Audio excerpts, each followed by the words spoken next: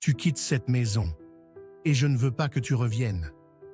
C'est tout ce qu'il a entendu. Il n'y a pas eu de dispute, pas de cri, juste une phrase sèche, et une porte qui se ferme, chez grand-mère. La même femme qui l'avait élevé depuis l'enfance le mettait maintenant dehors comme s'il était un étranger. Son grand-père, témoin de la scène, resta stupéfait. « Mais qu'est-ce que tu fais? Pourquoi tu le mets dehors comme ça? C'est ton petit-fils. » Mais elle ne répondit rien. Elle tourna simplement les talons et disparut dans la maison. Lui, il ne comprenait pas. Les voisins non plus. Personne ne comprenait. Le garçon, sans but, se mit à marcher. Il portait les mêmes vêtements que lorsqu'il était allé faire des courses plus tôt. Pas d'argent, pas de téléphone, pas de clé.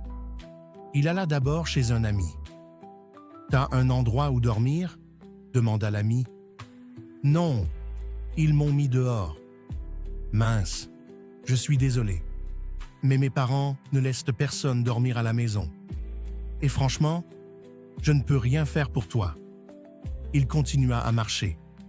Un autre ami l'aperçut. « Ça va? Il s'est passé quelque chose? J'ai nulle part où aller. Je peux rester chez toi quelques jours? Et tu vas faire quoi ici? T'as de l'argent? Tu peux participer aux dépenses? Non, rien. Alors désolé, tu ne peux pas rester. » Le garçon baissa la tête et s'éloigna. Il alla voir sa copine. Il la serra dans ses bras et lui expliqua ce qui s'était passé. Elle était inquiète.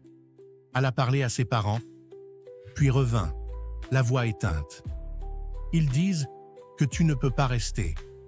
Et moi, je ne peux rien faire non plus. Je suis désolé, mon amour, mais ça ne peut pas marcher comme ça. » Et il se retrouva seul, complètement seul. Il s'assit sur un banc, sur le trottoir, et leva les yeux vers le ciel. Il avait tout donné pour des gens qui maintenant ne lui donnaient rien. Les heures passèrent, et quand il pensa que personne ne viendrait le chercher, son grand-père apparut. « Rentre à la maison, » dit-il. Il n'en avait pas envie. « Pourquoi faire? Pour qu'on me jette encore dehors? S'il te plaît, fais-moi confiance. Viens. » Il monta dans la voiture. Silence total pendant tout le trajet.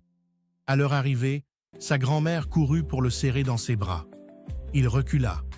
Alors, le grand-père le fit asseoir et parla doucement. « Ta grand-mère ne l'a pas fait par cruauté. Elle l'a fait par amour. Elle voulait que tu voies de tes propres yeux. Qui est là seulement quand tu as quelque chose à offrir. Tu pensais être entouré d'amis, tu croyais avoir une relation solide. Mais elle a vu ce que toi, tu ne voulais pas voir.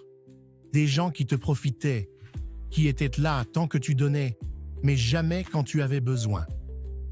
Et elle devait te faire voir la vérité. » Le garçon se mit à pleurer. La grand-mère s'approcha. « Ça m'a brisé le cœur de le faire, mais je t'aime trop pour te laisser croire à un mensonge. » Il la serra dans ses bras, fort comme quand il était petit. Et il comprit quelque chose qu'aucun mot n'aurait pu lui enseigner. Morale, parfois, la personne qui t'aime le plus est celle qui a le courage de te secouer, pour t'ouvrir les yeux. Car quand tu as quelque chose, tout le monde est là.